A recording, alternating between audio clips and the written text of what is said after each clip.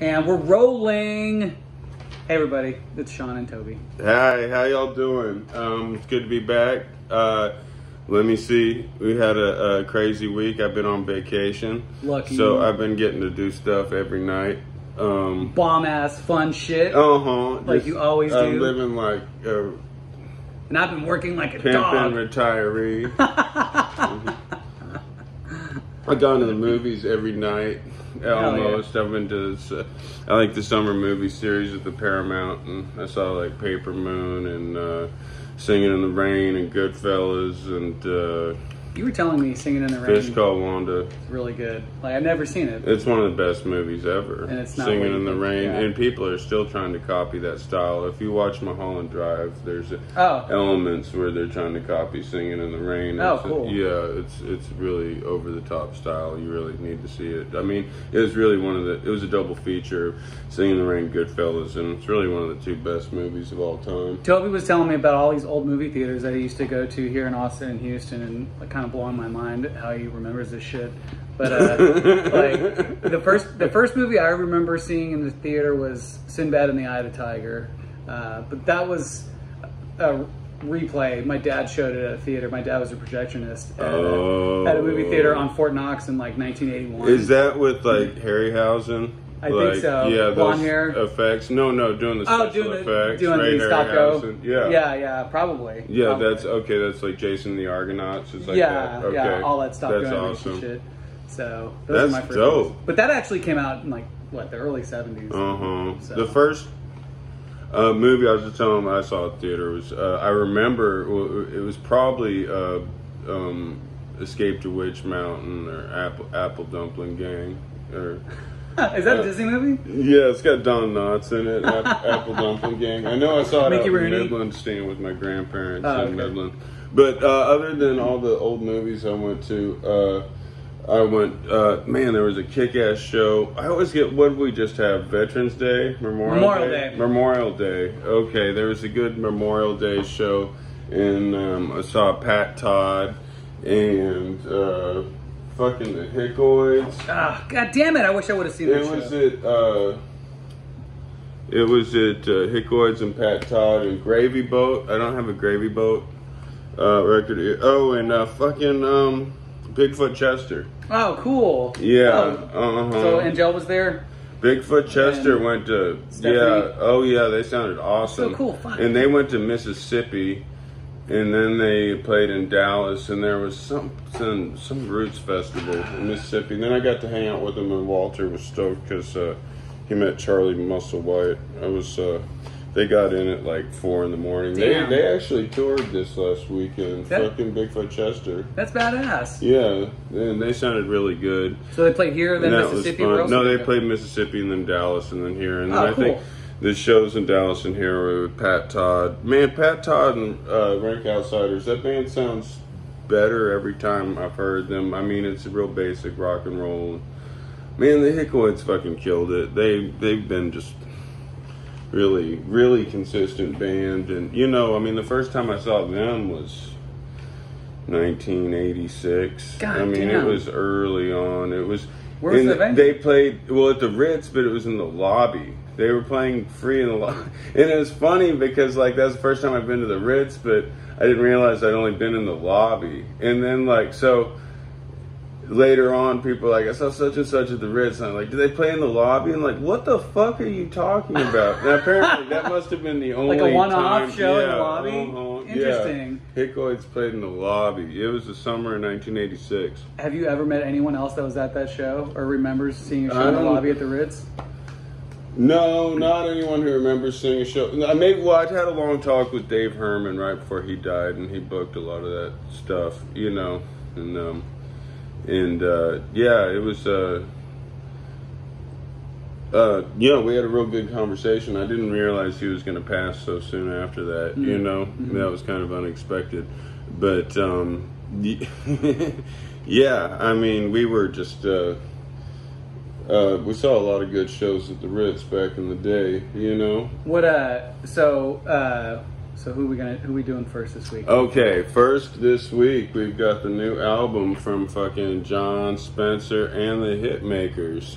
Not the Blues Explosion. Not the anymore. Blues Explosion. Which I, of course, didn't know a lot of things before I started listening to these records and researching everything, but he decided to call it quits with the Blues Explosion. I think they couldn't tour anymore. I think one of them was having health issues. Yeah, I think Judah Bauer's health is not great. So, oh, really? Yeah, that's no good. Yeah, wasn't he? He's the guitar player, right? Yeah, What'd you think about this record? I love this record. I thought it was, you know what? This is a fun record, and when most people say this is a fun record, it's like kind of condescending, like kind of a slight, and I don't mean that in any way. I think they set out to make a fun record, and that's what they got. My favorite Blues Explosion record is Extra Width. Yes, mine too. Really? Yeah. Cool. Good going. Yeah, and I got to see them really early, the Blues Explosion. Like, I saw them open for Jesus Lizard. Wow. And I didn't know who, and they were incredible, and they were really fun. Their show was really gimmicky. And I mean, I'd seen Jesus Lizard before, but like Blues Explosion was so over the top. You know, people were like, "Oh man, Jesus Lizard better work for it," you know. And sure enough, they did. That's probably the best time I saw Jesus Lizard. But you know, I mean, he had Theremin out there, and it was really over the top show. And then I went out and got. I mean, they only had. The first album had 2 versions. One was called Crip Style, and one. What was the other one called? I don't know. Anyway, and there were some singles. I got some in the singles club. One was called Son of Sam, Bent. And I have that single around here. Oh, yeah. Dude, that thing is scratched to hell. We played that so much when we were, like, drinking. Right, you know? right, yeah. Son of Sam and Bent. Bent, okay, yeah. Yeah, man, that single is unplayable. That's yeah. Yeah, look it up. It's worth a bunch of money. But, dude, we played the shit out of that. Yeah, at the wrong times. That's awesome. Anyway, I felt like the Blues Explosion, I mean, I felt like first off, like when the Motards started, we all liked them. And, you know, everyone else liked Crip Style the best, and I liked Extra Width. And then... when the Orange came out, a lot of people liked that better than the Best, you know? Right. And that was a little, I mean, I appreciated it, but I knew right off the bat I didn't like it as much as Extra Width, which I thought was right in the sweet spot where I wanted things to be. I don't know, to me, Orange kind of felt like a Beastie Boys album. Yeah, you know? I totally know what you're saying. Yeah. A little too much production and not as trashy or experimental as Extra Width. You know? And then I actually liked some of the records after that. They kept going, but I mean, when I saw them after it, it was like it was much more like, we're gonna stand here and play this shit really well, right? You know, right. We're respected blues guys now, and you know, just watch my fingers, you know. And it was cool, but I mean, it wasn't the energetic, over the top show that you know, nearly fucking blew Jesus Lizard off stage in '92. Yeah. I think I saw them in '95 at Emo's. Oh yeah, it was a fantastic show. But they were still. I think that was right before, or that was the Orange tour. Okay, because like I saw them with Jesus Lizard, and they came back, and I saw them again, and it was like half full. That was a real similar trajectory of what happened with the White Stripes. And then the fucking next time they played, it was like sold out with the line around the corner. Right, Yeah. But like, I feel like I was thinking there's a lot of similarities between Jon Spencer and Jack White. You know? Yeah, there are. And I listened to. I wonder if like Jon Spencer like has it out for Jack White, because Jack White's made so much money and plays the arena. If I only would have showed up 5 years later. Yeah, god damn it. Wrong place, wrong time. But yeah, no, I mean, we hadn't heard Blues Explosion. A lot of people were like, oh, it's a dude from Pussy Galore, you know, and I'd heard just Sugar Shit Sharp or whatever, but, you know, it wasn't totally my thing. Did you ever listen to Cop Shoot Cop? A little bit, but I didn't even know he was in Cop Shoot Cop. Was he? Yeah. I don't think Jon Spencer was in Cop Shoot Cop. Yeah, and then he was in Pussy Galore after that. No, are you sure he was in Cop Shoot Cop? Because they were around in the early 90s. That's what I read, and I believe everything I read. Okay. No, he had a band called the Work Dogs, and anyway, so what I was getting at, why I'm bringing up Extra Width, is I feel like this is kind of harkening back to the vibe of that record. Yeah, I feel the same way. Absolutely. Yeah. And maybe if it's intentional, probably is.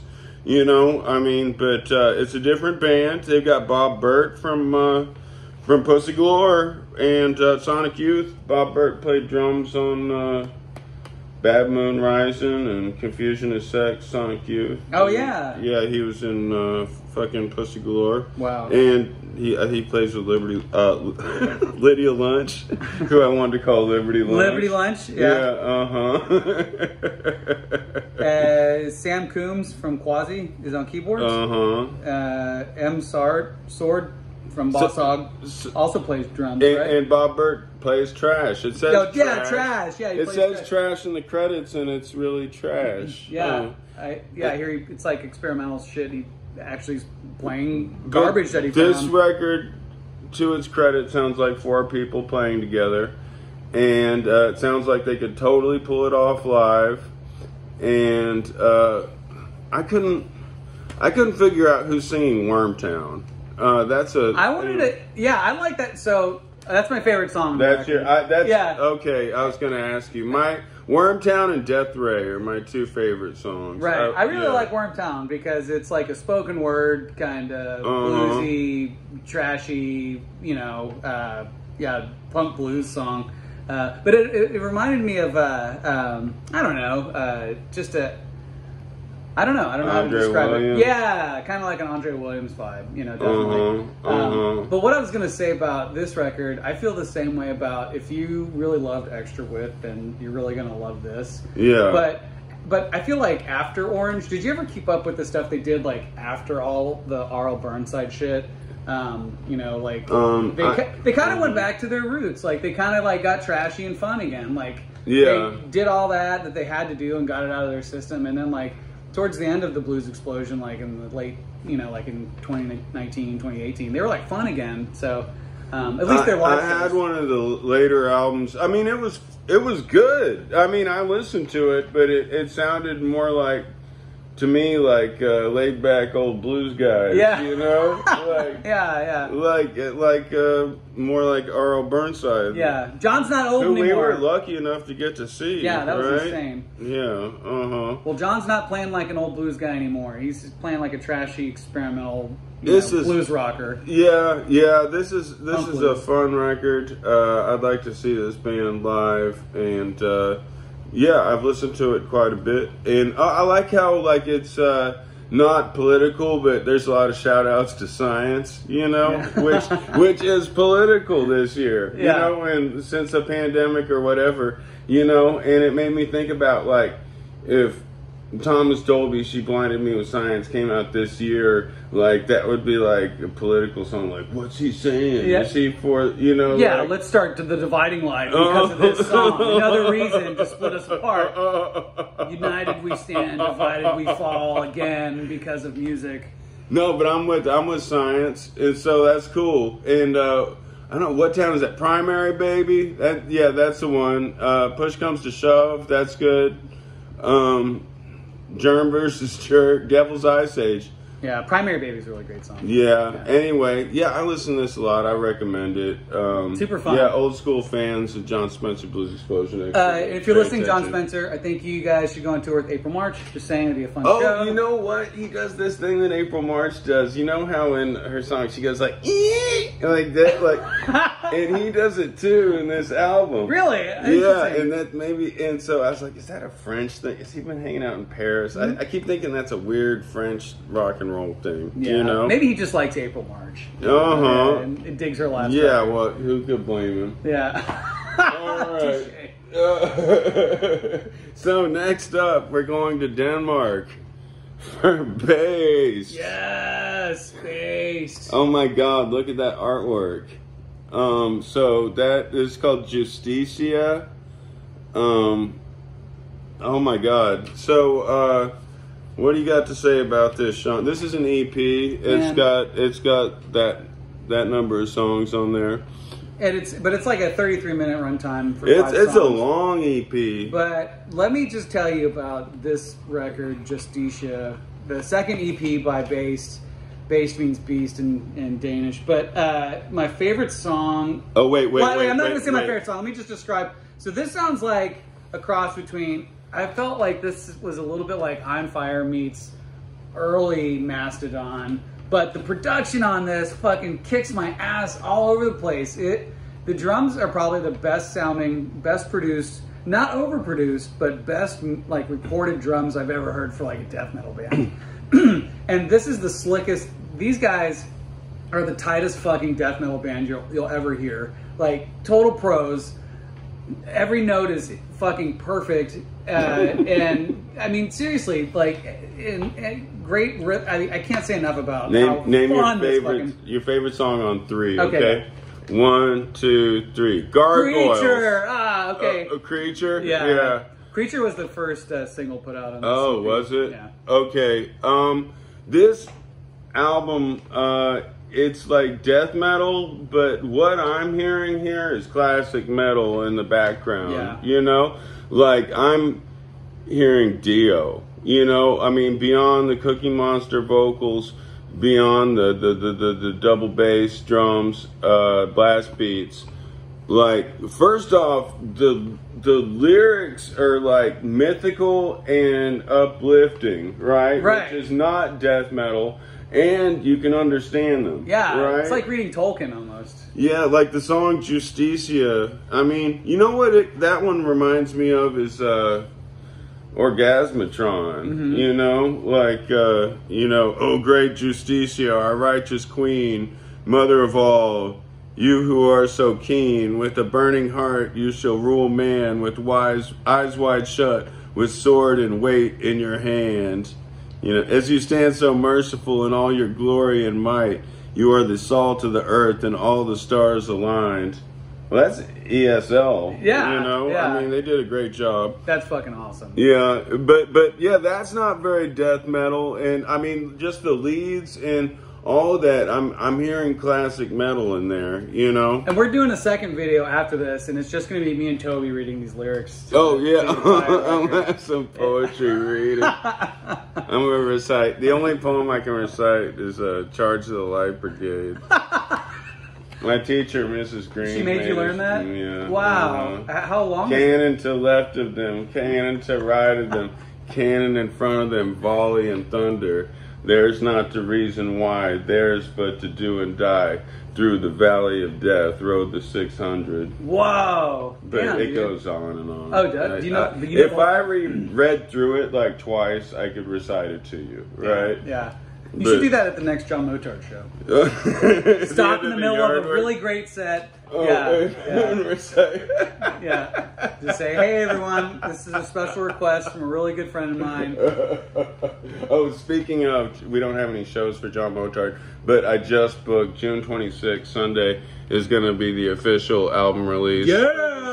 Yardwork, second CD. This is a great Yardwork record. too. Oh yeah, now Sean's going to review the Yardwork album that I spent 3 years working on while I stare at him. He's going to talk about it. All right, here we go. It's really good. Yeah, it's really good. It better be, yeah, motherfucker. Yeah, great job. Spent a lot of money, blood, sweat, and tears. Easy. For you to say it was just great. This would be my Would last you say show. That about your mother? My last show. God damn, that was just phoned in, Sean. Everyone can see that. Anyway, no, I'm fucking around. It's we've got it's at the Parlor on Sunday afternoon. I'm trying to get a South Austin show too. I haven't started booking that yet. Anyway, and so far it's us and This Party Sucks. And fuck yeah. There's a band from Dallas, a duo coming down, and I don't have their name right now, but next time I will have all the info and a poster. Awesome. But and this other thing Walter gave me is Gary Floyd's having an art show coming up. Gary Floyd, you know, from the Dicks, Sister Double Happiness. Sister. Go see Gary Floyd's art show. Here's all the info. All right, so, so we've been through Baest and we've been through Jon Spencer. Now we have Local stuff. Save the best for last. The local teen punk sensation, User Unauthorized. These guys slay. Oh my god, I'm so jealous of this band. I want to be fucking 18 again. Yeah. And that's saying a lot, because that wasn't that much fun, you know? Right, right. Yeah. I go back to those days and oh, a lot boy. of sweating and I anxiety. couldn't really do it knowing what I know now.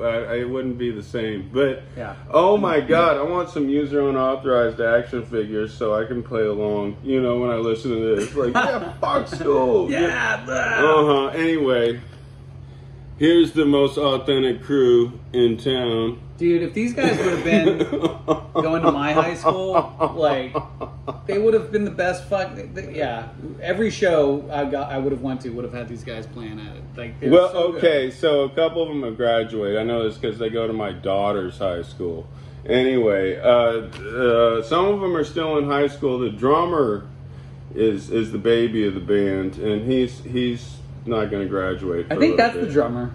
Rooster? I don't know. Anyway. Yeah, that looks like Rooster. And here I've got all their singles. I saw them. Vocals. They've got vocals and bass is Sage Oric. Lead guitar Isabella Hunt. Drums Rooster Underwood. Oh yeah. And guitar Johnny Cash. Really? Yeah, that's on all records. Guitar, Johnny Cash. That's dope. So, yeah. Yeah. Oh, man. Now, these kids fucking kick ass. I would have. Oh, my God. I would have tried so hard to be their friend in high school and would have been a total loser. Like, being a fucking groupie to these guys. But it would be worth it because they slay. Yeah. They've got it going on. Everyone's killing it. This is like, on 3, name what classic hardcore band they remind you of the most? Can you think of? I can't think of one. I'm gonna have. Okay, here's the cop out. Minor Threat. Oh yeah. You know, right. I mean, it's like, do you just say that because they're kids? You know, right? It was like last week. Are you just comparing Soul Glow to Bad Brains because they're two black punk bands? Right, no, right. He actually sounds like HR. You know, I'm not just making the lazy comparison. Right. And Minor Threat wouldn't be a lazy comparison. It's not too far off. Minor Threat and the song they cover by Negative Approach. Yeah. Like, there's a lot of similarities to that, which is fucking great because sometimes I wish my old high school bands would have sounded more like Minor Threat. So. Yeah, and look, it's on Band-Aid cute colored vinyl. Yeah. And you know what? My copy of Poison Idea Kings of Punk is this. It's on Band-Aid. And this is all the colors mixed together, right? Yeah, this is the color you get when they mix everything. So I bought this from one of their dads, and maybe 2 of their dads. Anyway, and he said that, like, they were going to do another EP like this one, Watch Them Fall, which is also super kick-ass. And where's the other one? I had it somewhere. Oh, here we go. Pigs Got a Hold of Me. Oh, yeah. So it's the same song, but one of them in is Spanish sung in and English. Yeah. But there wasn't a lot of vinyl print space available, but someplace in Eastern Europe, it's like, well, if you can do a 12-inch EP. And of course, that's the best sounding format is a 12-inch on 45. Right. Yeah. But look at this vinyl, though. That's dope. Yeah, this is really great splatter vinyl. Rabbit Records Press. Yeah. And this was recorded by... label? Yeah, I think so. And this was recorded by Stuart Sykes. Stuart Sykes, he's a local engineer. He had worked with Jack White, and oh shit, I think he worked on that Loretta Lynn Jack White record. Oh wow, I think he has a Grammy. But anyway, I actually recorded with him and Shanzi. We did like a few tracks at his studio here in Austin. Super great guy. Tits album? No. This is just like a one-off, like just these songs that Sean and Fulton had written that we recorded at Stuart Sykes' studio. Oh, really? Yeah, super great studio. Nice guy. Nice. Yeah, but I think Mike Wiebe might have helped engineer this also. So, really? Yeah, he was in, and Ian McDougall as well. No, I saw Ian's name in here. Right. Yeah. And Mike Wiebe also. You know how I got hip to these guys, and then probably not the coolest thing. It is Rick running the School of Rock. Oh, cool! Yeah. Yeah, like he was saying, well, there's nothing left to teach these guys, you know, like they've been through the whole program. You know? Yeah. But sometimes, you know, knowing the guy running the local school of rock, you get tipped off to the talent. You know? Yeah. And this is a great tip-off because these guys put a big smile on me. I can't wait to see what else these guys do. I walked into going on tour. You know what? It makes me jealous because, like, if I wasn't like an adult making house payments and shit, I'd love to go out on tour and play to a bunch of teenagers. Fuck yeah! All over the place, how fun would that be? I walked into awesome. Toby's house today, and he had that blasting, and I just started moshing. Yeah, we just started a mosh pit. It was so fun in Toby's living room. I broke a lot of like old heirlooms of Toby's. It got old school. Yeah. Yeah, no, so yeah, User Unauthorized is awesome. Get all their shit. Yeah, I can't wait to see them live. Bandcamp. It's been a good week. I mean, we solid releases. Pretty solid. Everything was good. So, let me see what else. We got some things coming up. Oh yeah. So coming up, we're overdue on the Clash. We gotta discuss the People's Hall, which is somewhere over there. And the John Doe solo album, the what's this? Black Road New Dog. I don't know. We're recommendation. Doing this. No, wait. There's a lot to talk about. Okay, and this Cave In, Heavy Pendulum, and Temple of Void. Temple of Void. Dude, yeah, I'm so stoked. I can't wait to review these. My bathroom, Temple of Void. Anyway, okay, so that's that. Okay. Ready to jam out? Yeah. Let's do it. All right, cool. Thanks for watching again, everybody. And I think we may try to pull off a cover next week of a User Unauthorized song. So if User Unauthorized is watching, you'll definitely want to watch next week. It's going to be worth it. Oh man, here it is, my pick. Or maybe we'll just do a Baest song. Bass. Oh, we can never get through that shit. Oh my god, that guy's calves, the drummer. Yeah, they're like... Let's see your blast beat. Earl Campbell. Oh, fuck. I think can I do my blast beat? Yeah. Oh, you want... Oh, blast beat. Let me try mine. Do that shit, Toby! Let's see.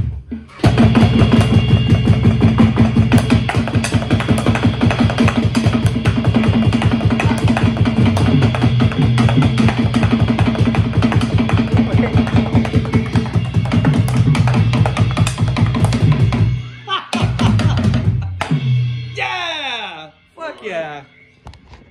I don't even know if we need to play a song now after that. I just did it. I lose my pick. Here we go. You got enough energy now left to... I don't know. That's all I got. How do those guys do it for a whole set? Jesus Christ, man. Looks like they've all got arthritis. Yeah. 1, 2,